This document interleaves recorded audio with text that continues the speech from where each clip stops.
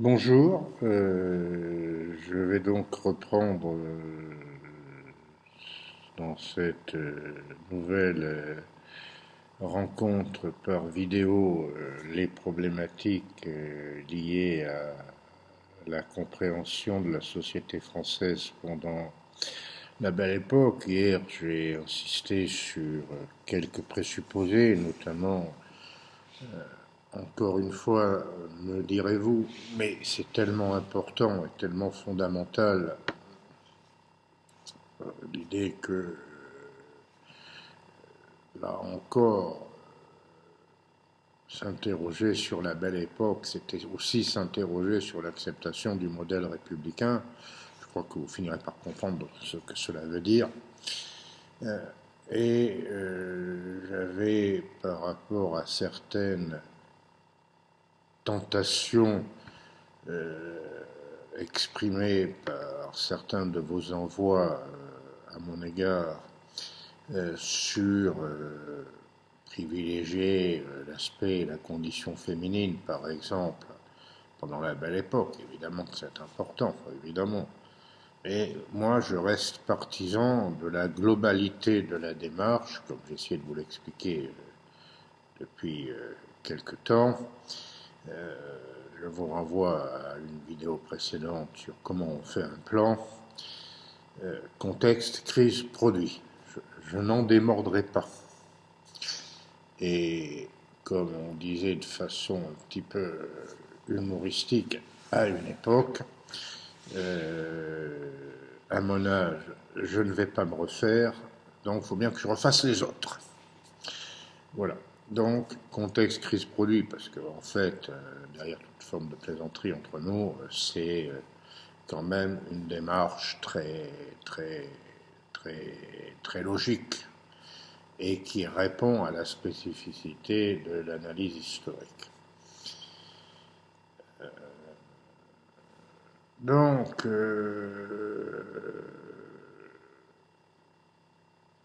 pour contrer cette approche qui fait que vous avez un élément qui vous interpelle, qui vous intéresse et que vous plongez dedans, et qu'au lieu de traiter la globalité du problème, vous traitez une juxtaposition d'exemples qui vous intéressent. Voilà le principal risque, le principal défaut. J'ai pris un petit malin plaisir à essayer de rappeler que la Belle Époque, loin du mirage parisien, c'était d'abord les paysans. C'était la ruralité. C'était le fait que la France vive dans un pays, avec une population qui est majoritairement rurale, où le secteur agricole, à proprement parler, est le premier secteur d'emploi, et de loin, de la société.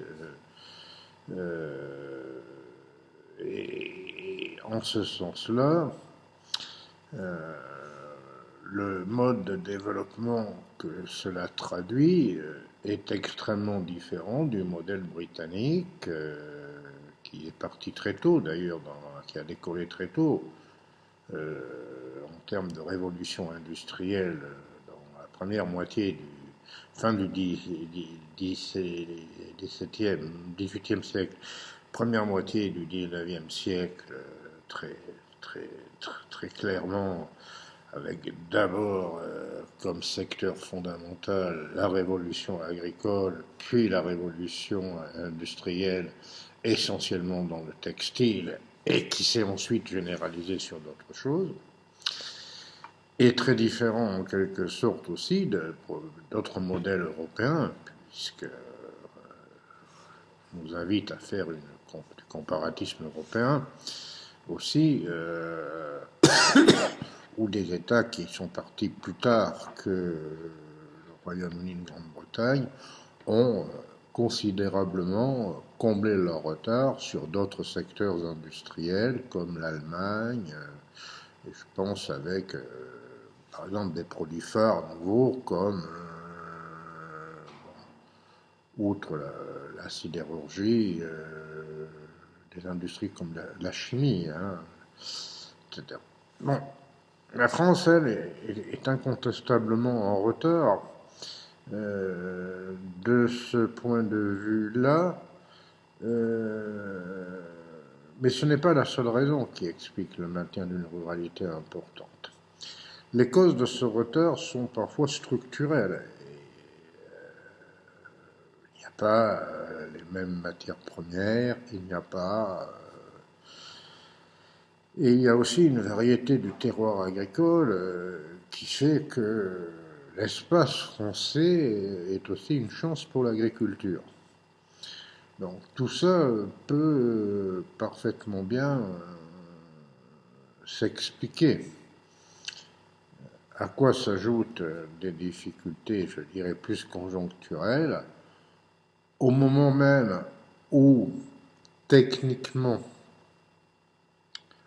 on arrive à pouvoir utiliser techniquement le minerai de fer de Lorraine. Les mines de fer, c'est un minerai relativement cassant. Donc il a fallu des innovations techniques, je vous fais grâce de tout cela. Et ces innovations techniques, elles sont mises au point au début de la deuxième moitié du XIXe siècle. Ce qui revient à dire que c'est au moment où la France perd le contrôle des mines de fer de Moselle, conséquence de la guerre de 70, et qu'elle pourrait donc l'exploiter pour bâtir une sidérurgie alliant ce minerai de fer lorrain et le charbon du nord de la France. Sauf que ces mines passent sous contrôle allemand. Donc, vous voyez là aussi que l'on pourrait remonter et décliner beaucoup d'exemples là-dessus. J'ai insisté donc sur ces permanences rurales, sur ce modèle rural, et j'ajoute que je l'avais déjà commencé à le faire sérieusement sur le plan des comportements électoraux. Je rappelle la problématique de la croisade vers les paysans.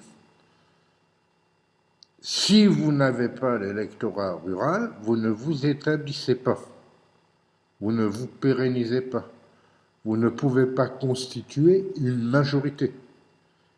Et dans le cas d'une démocratie parlementaire, le régime républicain se devait préalablement de contrôler, de convaincre. Et c'est là aussi une des fonctions de l'école, comme outil d'intégration du modèle républicain. Maintenant, je reviens dans cette vidéo à ceux que, par contre, on voit partout dans vos écrits.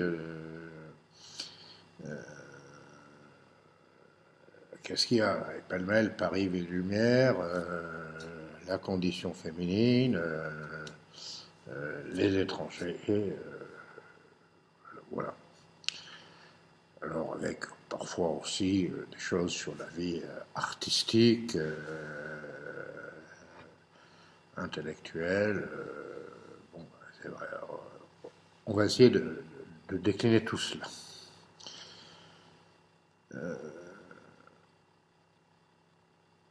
La Belle Époque, vue du point de vue structurel, si on met de côté donc ces permanences rurales, ce socle rural extrêmement important, c'est d'abord l'essor urbain, qui est un essor tout assez intéressant à analyser, parce qu'il n'y a pas eu, à proprement parler, d'une révolution urbaine extrêmement rapide, extrêmement violente. C'est un processus qui se fait en tache d'huile depuis le Second Empire. C'est plus donc une évolution profonde certes, qu'une révolution à proprement parler. Et évidemment, le symbole, c'est Paris, parce que bon, on pourrait mettre des villes comme Lyon, des villes comme Bordeaux, Nantes, mais le symbole de cette croissance urbaine à la française, c'est la ville de Paris, où vous avez une forme de différenciation sociale extrêmement poussée, jusque dans des ségrégations spatiales. Il y a les quartiers des populaires, les quartiers ouvriers, il y a les quartiers bourgeois. Les quartiers les plus riches, les plus bourgeois, sont des quartiers qui sont en général situés plus à l'ouest de Paris, pour une raison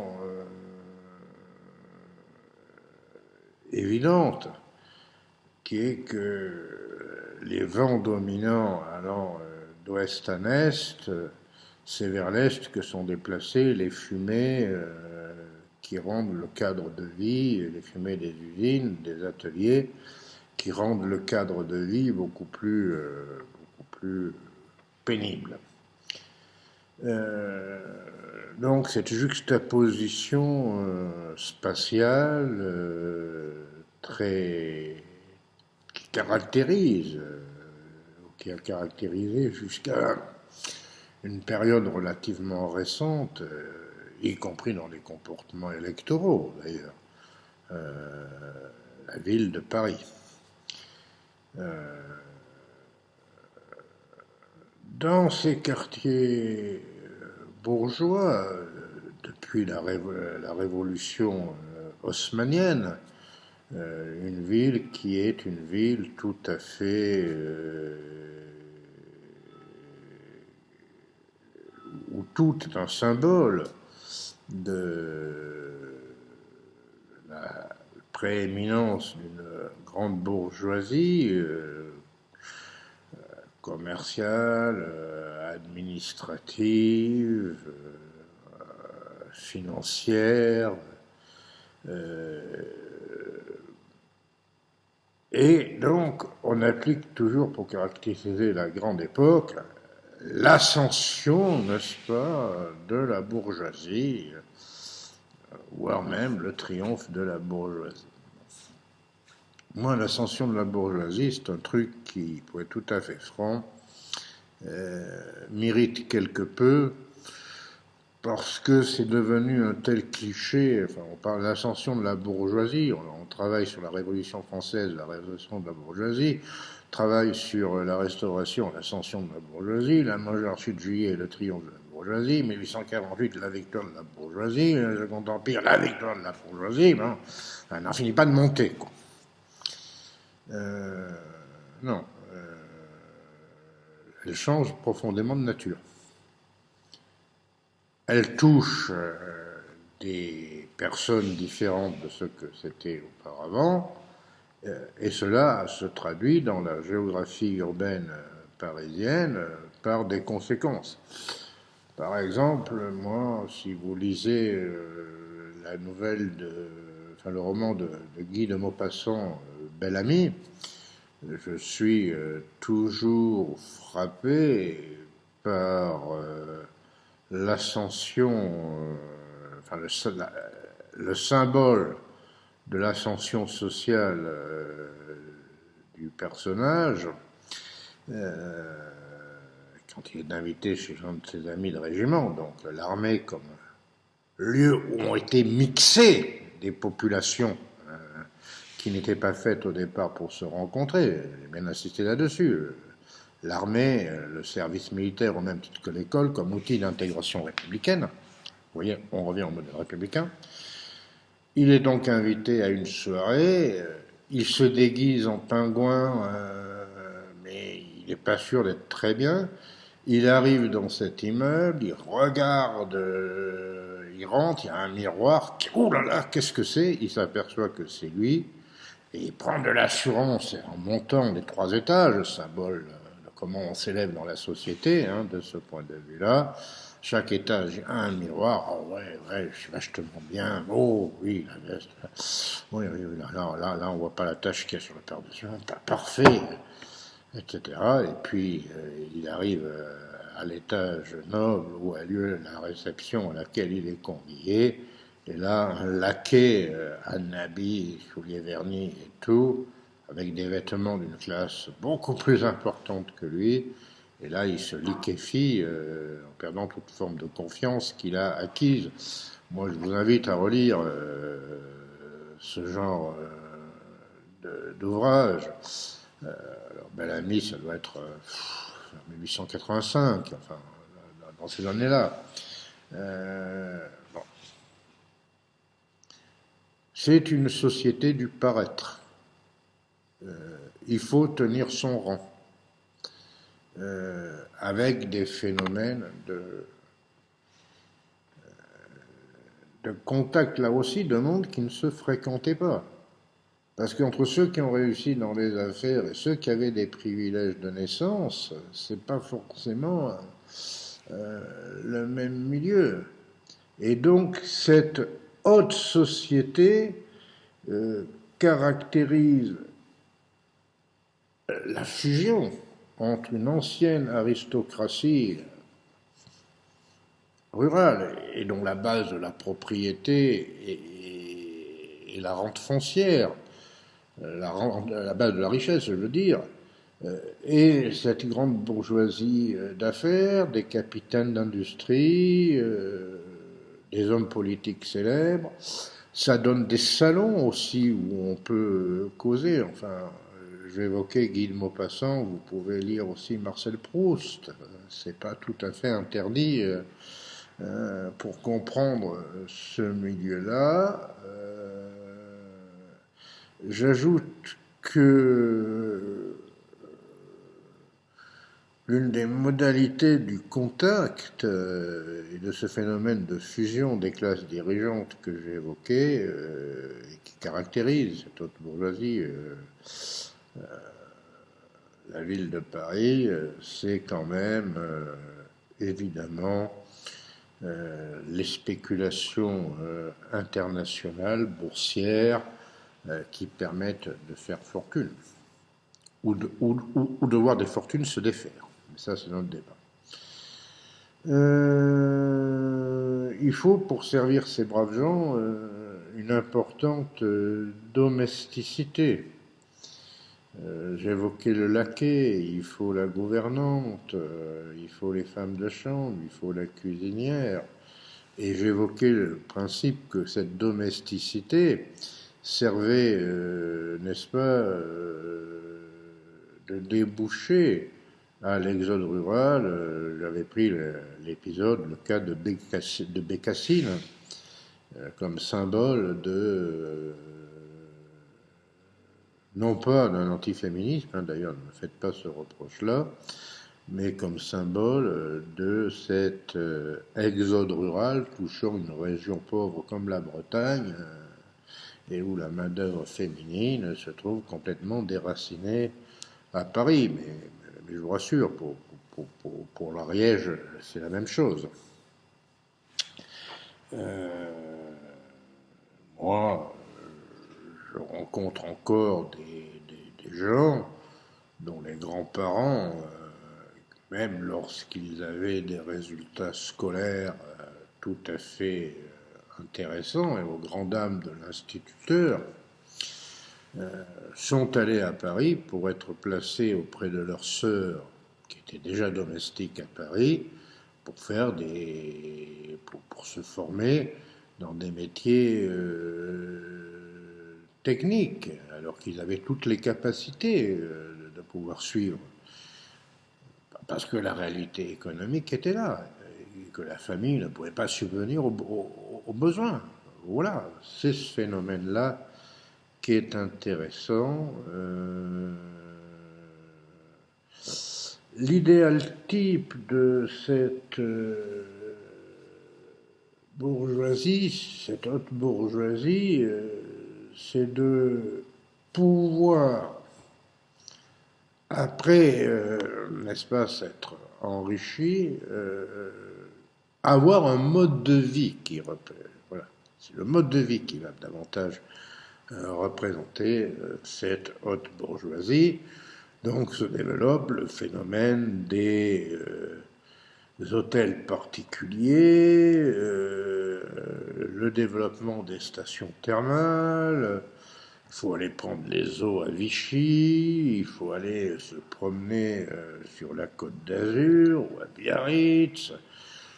Évidemment, le développement de la côte normande, parce que c'est beaucoup plus près de Paris, Deauville, et puis que le train, le chemin de fer, rend ça à une distance relativement appréciable. C'est pas cette haute bourgeoisie qui, en plus, parfois achète des propriétés à la campagne pour, n'est-ce pas, s'assimiler complètement au phénomène aristocratique. Cette haute bourgeoisie ne symbolise pas toute la bourgeoisie de la belle époque. Il y a des gens qui vivent bourgeoisement, comme on dit, c'est-à-dire qui ne travaillent pas de leurs mains. Qui ne travaillent pas de leurs mains. Et qui sont mus par une aspiration sociale avec comme mode de vie essentiel le phénomène de la rente.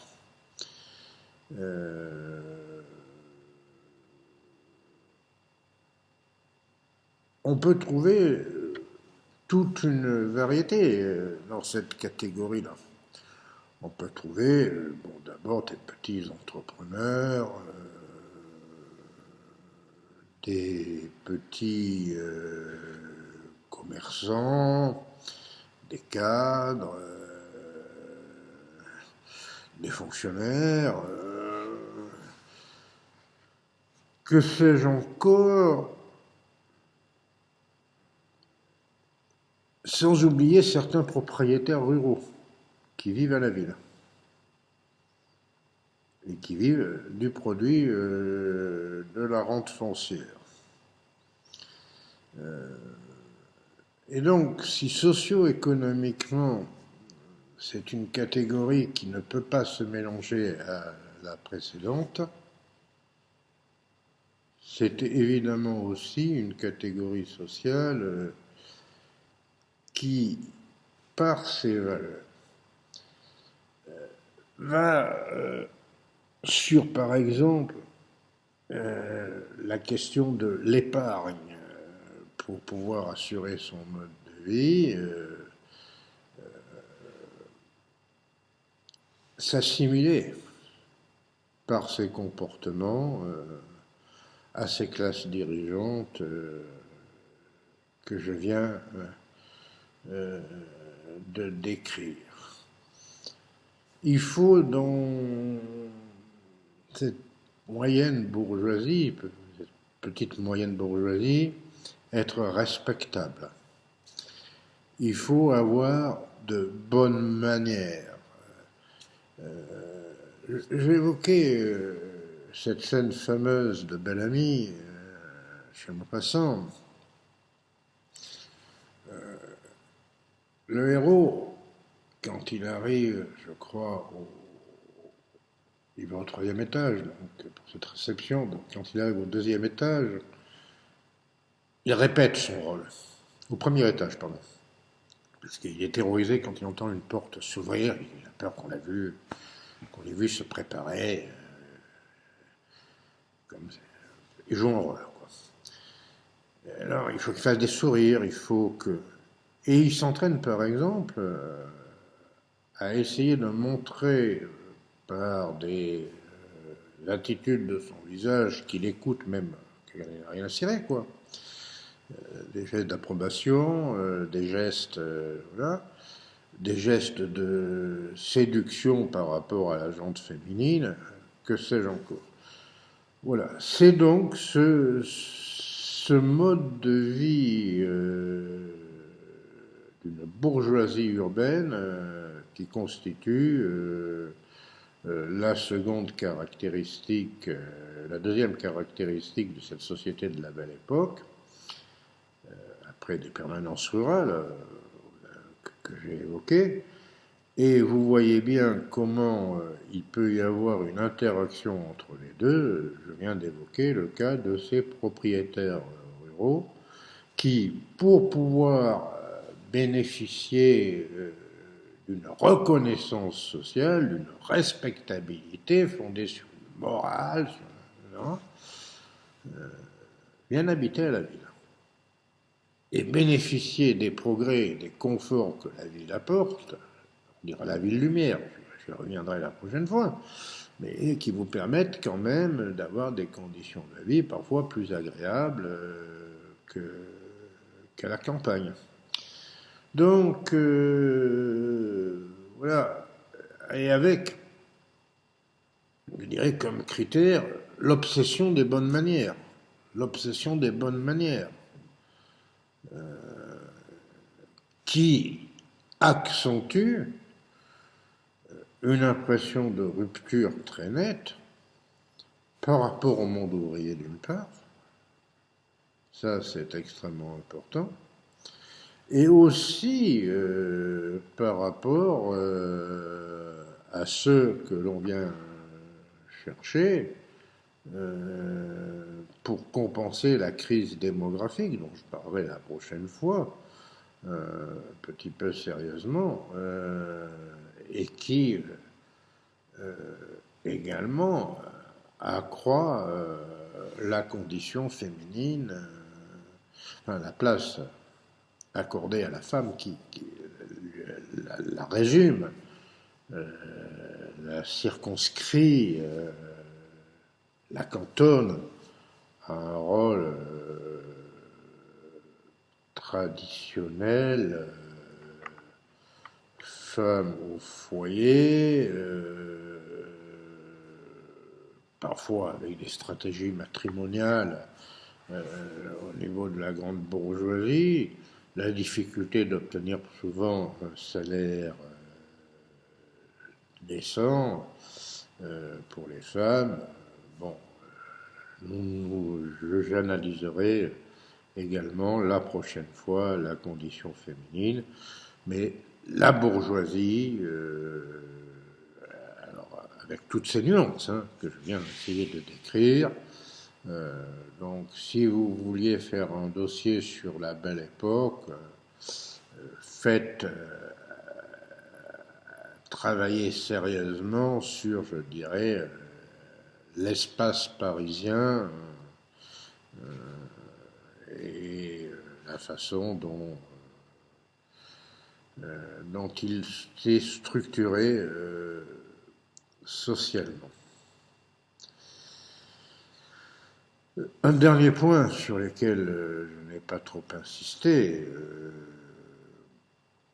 mais qui est clair, l'un des critères d'appartenance à la bourgeoisie, c'est aussi la possibilité de faire des études. Et donc, nous y reviendrons la prochaine fois. Bonne journée.